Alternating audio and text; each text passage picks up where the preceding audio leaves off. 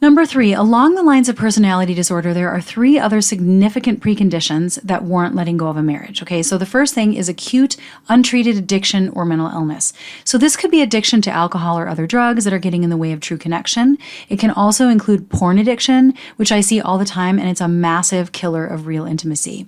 So if your spouse suffers from addiction and they're not willing to get help, or if they are denying that it's even a problem, your marriage can't grow or heal. You can still love them and you can care about their well-being and you can even stay married, but you don't have to live with them and you don't have to enable them. You can't have a healthy relationship with somebody who's mentally ill or in the throes of active addiction if they're not being treated properly. Now, if you're still managing a situation like that, your opportunity is to look at what is the secondary gain of staying in a situation like that.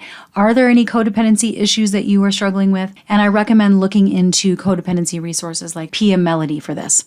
And another thing that indicates that your marriage is over is abuse. Okay, so the vows to honor and cherish each other have already been broken if your spouse is abusive. And I'm making a distinction here between occasionally abusive behaviors, such as a verbal attack that might happen in an argument, and an abuser personality, what I would call an abuser. Okay, so this is going to be a consistent commitment to having power and control over access to you, control over what you do, what you have access to. And this can come in the form of actual physical violence, but even worse, verbal abuse, social isolation, financial control, and you might feel like you're walking on eggshells, like you're afraid to speak your truth. You can't set boundaries because if you do, you're not going to be safe. Abusers tend to externalize their locus of control and they tend to blame everybody else and they don't take responsibility for their abuse. They might express remorse and love bomb you afterwards, but unless they get anger management or real treatment to engage in deep personal work around this, it's not going to change.